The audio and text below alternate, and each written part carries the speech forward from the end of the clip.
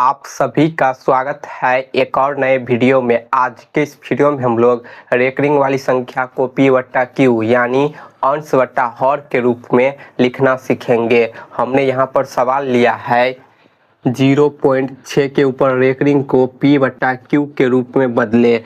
Recurring को हम बार भी कहते हैं। तो देखिए हम इस प्रकार के सवाल को कैसे हल करते हैं, आपको स्टेप समझना है। तो सबसे पहले हम हल में ये जो संख्या दिया है 0.6 के ऊपर रेकरिंग, इसे मानेंगे। तो यहाँ पर लिखेंगे हम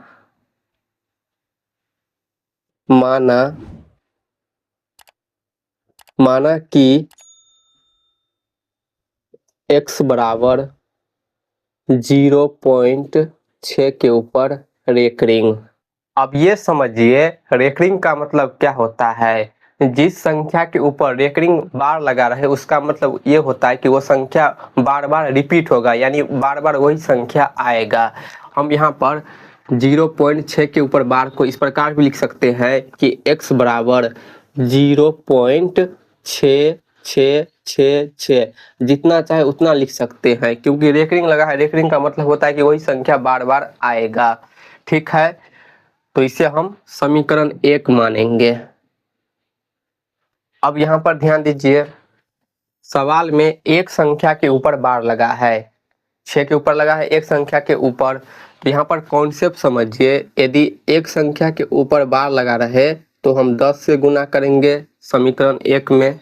यदि दो संख्या के ऊपर बार लगा रहे, रेकरिंग लगा रहे, तो 100 से गुना करेंगे। यदि तीन संख्या के ऊपर रेकरिंग लगा रहे तो हम 1000 से गुना करेंगे इस स्टेप में आकर। ठीक है, तो यहाँ पर एक संख्या के ऊपर रेकरिंग लगा है तो हम 10 से समीकरण 1 में गुना करेंगे। तो लिखेंगे यहाँ पर दोनों तरफ 10 से गुना करने पर, दोनों तरफ 10 से गुना करने पर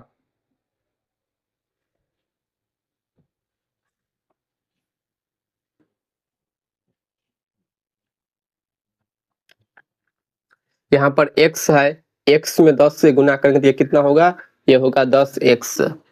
फिर बराबर यहाँ पर समझिए 0.66 में 10 से गुना करेंगे तो ये जो दशमलव है यहाँ आ जाएगा, एक संख्या के दाहिने तरफ चला जाएगा। दशमलव यहाँ चला जाएगा तो 6 आगे आ जाएगा और ये दशमलव आगे चला जाएगा। बाकी यहाँ पर 6 रिपीट हो रहा है तो हम जितना चाहे उतना 6 लिख सकते हैं। ठीक है, इसे नाम देंगे हम समीकरण 2।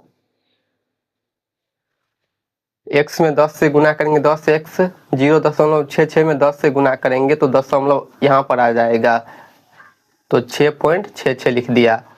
अब यहाँ पर हम समीकरण 2 में से समीकरण 1 को घटाएंगे तो लिखेंगे यहाँ से समीकरण 2 माइनस समीकरण 1 करने पर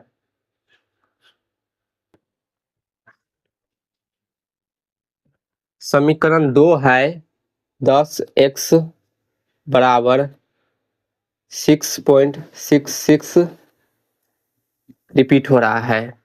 समीकरण 1 है x बराबर 0.666 रिपीट हो रहा है। तो इसे हम घटाएंगे तो इस प्रकार पहले लाइन खींच लेते हैं, यहाँ पर माइनस चिन्ह लगाएंगे, यहाँ पर भी माइनस चिन्ह लगाएंगे।